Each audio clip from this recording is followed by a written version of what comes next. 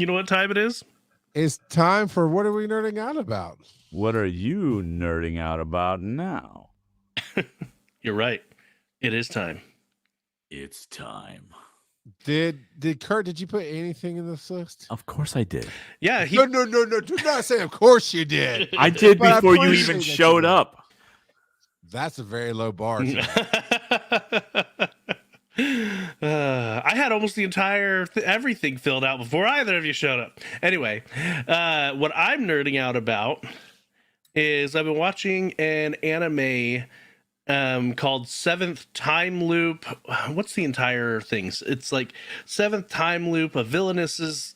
I'm just gonna look it up real quick. Seventh Time Loop, the villainess enjoys a carefree life married to her worst enemy. And this one, I think actually Kurt might like, because he was saying the title. I hate that's the fine. title. But I love time travel. So. Yeah, well, the time travel is actually a very tiny aspect of it. So the main character, it starts off with her dying in like the first few seconds or a few minutes, whatever. But she, for whatever reason, every time she dies, she goes back to a very specific part of her life, and she tries to do things a little bit differently, trying to avoid her death the next time around. And I think she said you already see this movie? Wasn't it called Edge of Tomorrow? Yeah, but for hers, she lasts usually, I think she said like 3 or 4 years, generally, and then this other country tends to start a war, and in one way or another, that war leads to her death.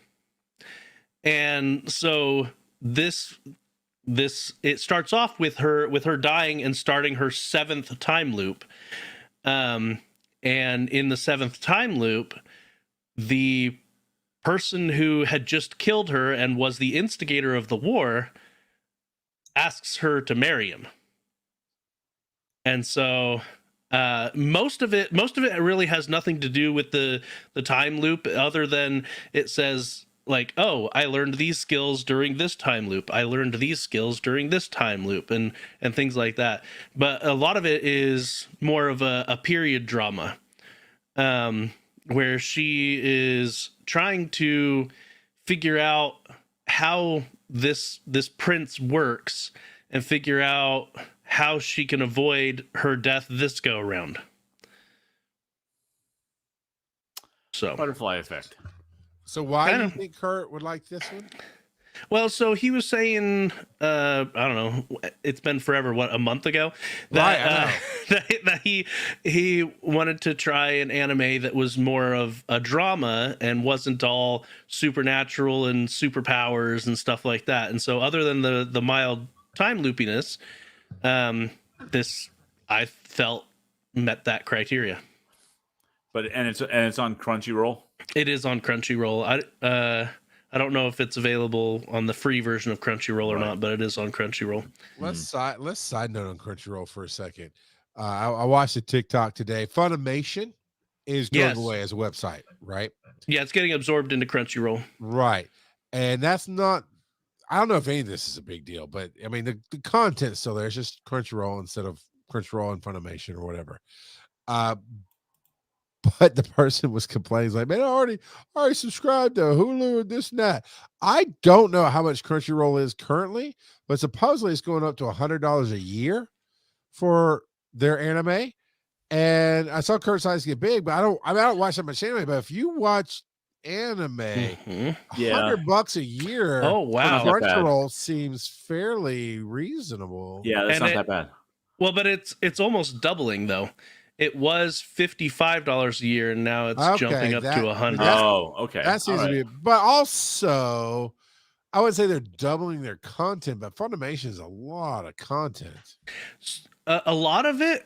Now, this isn't obviously all of it, but and then you have to pay for both before Funimation and Crunchyroll. Yes, but But yes, but no, because they actually had a lot of overlap in content where Crunchyroll would have the Japanese with English subtitles and Funimation would have the dubbed, is what happened a lot of time. Not in every case, obviously, but they did have a decent amount of overlap in that regard where they carried the same show, just different versions of the audio, basically. So yeah, that is a pretty steep increase. But yeah, we talked about streaming services not that long ago, but even like Amazon Prime now has ads. They just started Oh yeah. So my not too Netflix long is ago. through T-Mobile, and I got an email today going, "Your plan has been changed to standard with commercials." And I'm Oh like, yeah. "Bleep, you say?" Danny doesn't do commercials on Netflix. I pay for the HD stuff. Come on now, you're killing Yeah. me. So I have to go manage my account because I can bump it up and pay the extra couple bucks. I don't know why it got changed. I'm like, even Hulu without ads has some ads depending on what's going on, but I don't really watch Hulu anymore. But the case is though, you have to choose, right? And if you really are an anime fan, then let's say you only have $200. I mean, that seems really high, but $200 a month for streaming media, for entertainment, if you will. Well, then that first hundred, well, it's not a month, is it? It's a year. So that first $100 goes to Crunchyroll, and then everything else you just kind of pick and choose what you want. That is a big. I can see why people be upset. It's not like $1 a month jump. That's a large jump, but in the bigger picture, one place that is highly rare. I mean, I know they're niche and therefore they don't get talked about with the big boys like Disney Plus, but for anime, they are the big boys. Well, and Right. the biggest irony when it comes to Crunchyroll is they started off as a pirate site. Yeah. They started yeah, they started off as a pirated anime website before going legit. And so yeah, just like Random Kid, they used to sail the high seas. I have a question about Funimation though, because I remember in the 70s and 80s, there was a lot of stuff that I think, unless I'm mistaken, but was produced by Funimation for the United States.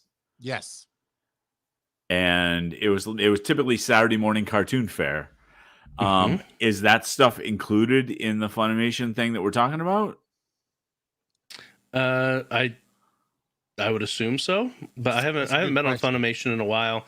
Funimation, just like Crunchyroll, Funimation has had some free stuff on their website, so you don't have to have a quote unquote premium account. But yeah, So I've watched the first episode of Percy Jackson and still haven't followed up with the rest, but somebody put the PJ here. It looks like maybe Mhm. Kurt. It was not me, but I watched the finale as soon as I The- got back from my vacation, and I liked it quite a bit. They did very well. It started off pretty similar to the source material, but they deviated a fair bit by the end. I liked it. I liked it quite a bit. But I keep telling my boys that if they want if they could still read the book and still have a different experience, because it's very different.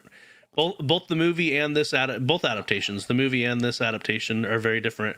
But apparently, Disney has already announced a second season. It's been approved for a season 2. That's no surprise at all. It was good. It was good. It was, and I'm not as familiar with the source material, but I don't care. Like, I thought this was way better than the movie. Movies, I guess. There's 2 movies, yeah. Yeah. But they really only did 3. the.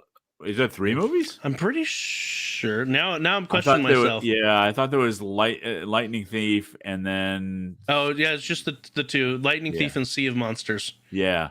And I don't even know if I've seen Sea of Monsters yet, now that I'm thinking about it. But season 1 of Percy Jackson did Lightning Thief, and frankly, I loved it way more than the movie. Yeah, well, what they did, a lot of the alterations that they did were including storylines that will pay off later from future books, is what they did. So, okay. All right. Basically, they just brought in the storylines early. So, I know. So the reason we haven't caught up is there hasn't been a whole lot of nights where Zoe, me, and Aaron are all together, and we started it together, and Zoe wants to watch it. But both their comments on the first episode was, "Is this just a movie in TV form?" I'm like, I'm hearing it's really great. I don't know. I mean, we like the movies, but they're a little like, wait, this is pretty. The first episode was a lot like the first movie. I mean, there were definitely some changes and some buffers, if you will, some new stuff put on there. But yeah, and I was like, well, we've only watched the first episode, so there's how many episodes? 10 ish. Was there's I was thinking 7 or 8. Pretty sure it was 8, but let's see here. 8. Google says 8. You can do a lot in 8 episodes. I mean, Yeah, 8 hours of movie, right? So you can really add a lot more. So I hope that as it goes on in the episodes, it does deviate more from the movie. And we didn't not like the movie, but if I'm going to watch something, I would like it to add or change something. I just cared way more about the characters, you know. Yeah. And you know, they had some great casting too. You know, Zeus was awesome. Unfortunately, Zeus, that actor, has passed away. Right. So, but and he's then, Broyles from Fringe. Charles, I know you've seen Fringe. Yep, but I don't remember who Broyles is. the head dude. Yeah, Broyles was the head guy in charge of the Fringe department. The black guy. Yeah. Yep. Super good actor. And then they had Edge being Ares, which I thought you choose Edge? No, like the wrestler Edge. Oh. He was great. Yeah. He was great in the 90s. Okay, no, cool. he's great in this. Like, okay, for this kind of a role, he's perfect for it. So, all right, I'll check it out. That'd be interesting. What's this next? I guess this next one is Kurt. Yeah, he's nerding out about butter. Yep. Okay. I seriously, from what I glanced at, I thought I said buffer. I'm like, yeah, he old man Kurt's on that 14.4 baud moto, man. He loves that buffers. It is buffer. and Dang it, Joe. And you know, ruined look, my joke, Joe, making me think I misread it. Now, just because you can't see those little letters, it's all good. So Buffer is a program that will allow you to schedule and post to multiple social media sites at the same time, using the same source. And it allows you to pre-populate all your hashtags and everything. And because I'm trying to streamline what I do on TikTok, IG, and YouTube, you can do for free 3 accounts. And I produce the video, throw it up on the schedule, and say, I want this published at 9 a.m. and it will just do it. And even Instagram, it doesn't make you do some special login and. Well, the setup is a little weird. Well, okay, now in the past, yeah. I could schedule things for Instagram, but it would send me a reminder, because then I would have to log into Instagram. It was some weird clunky thing. It wasn't just, all right, do it, and then it's all of a sudden on Instagram, even with the setup. Yeah, you set up the connections ahead of time, and you verify them and everything. And then once you do, like, literally, I posted a video last night and I said, okay, I didn't even produce the video, really. I just had it. And I said, I want to publish this at 9 a.m. this morning. And sure enough, they all went out, no problem. And so, yeah, it's gonna make my life a lot easier. And if the podcast wants to do clips and we wanted to publish to multiple social media at the same time to have those clips, 3 accounts that you can connect for free. Nice. So something worth thinking about. So far, the early results are really good, and you can see analytics to a certain extent on it without paying for any kind of a premium thing. So it's pretty nice. That is pretty cool. I've been hearing about Buffer. I know there's Hootsuite. There's all kind of ones out there. Oh, Hootsuite, I checked I into never liked first. Hootsuite. It's expensive. Yeah, they I don't like Hootsuite. Not just for the cost, but I just didn't like any of the interfaces, any of that stuff. I use one that's not around anymore because it's been bought by somebody else. I can't remember what it's called right now. Postfity, Postfity. It was out of England, and I got a hold of them when they first were on the come up, and that's what we were using for Giant Size Team Up Yep. as a company. And they polished and did and moved, and then somebody bought them out, and it's simply or something like that now. Yeah, does it cost $350? That'd be funny.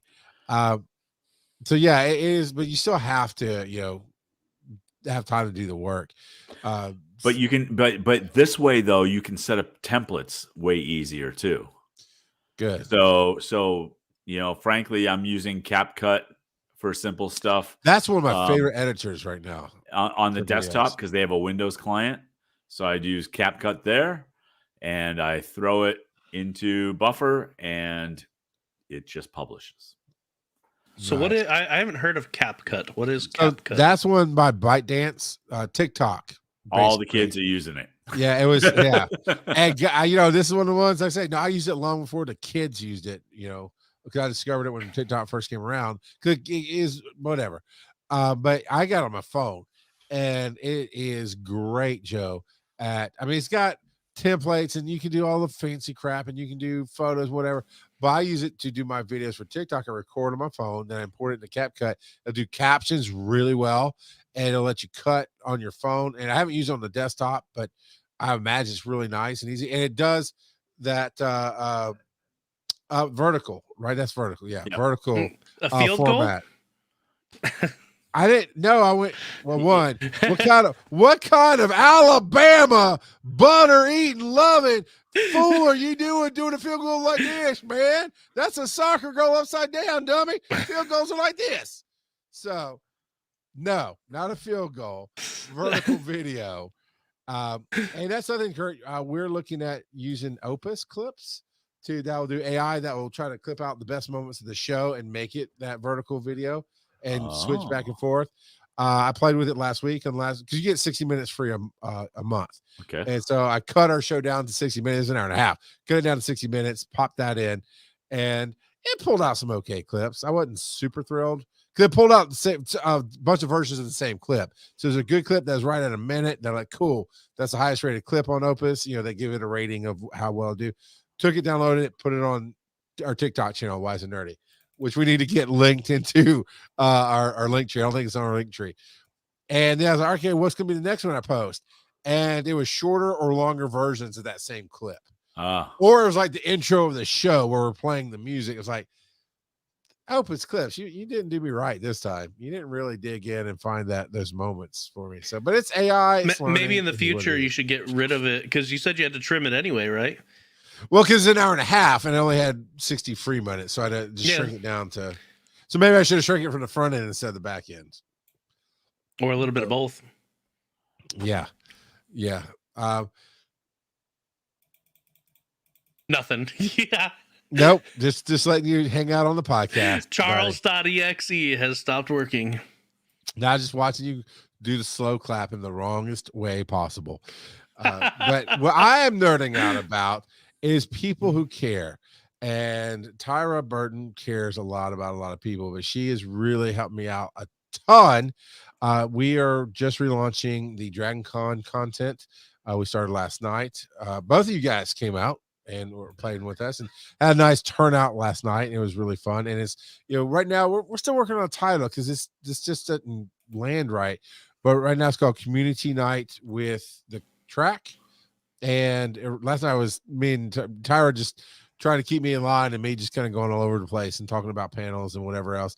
But she wants a jersey. She wants a jersey. She's going to have to earn it. It's a lot of money. But it was good. It was good times. And we're going to be doing some podcast practice. Like she and I want to maybe develop a show. So we're going to use that to play with. Hopefully Joe, Kurt, you guys will come play with stuff and do takeovers or talks with Tyra. Those kind of things. Game night. We're going to do Fandom Face Off next week.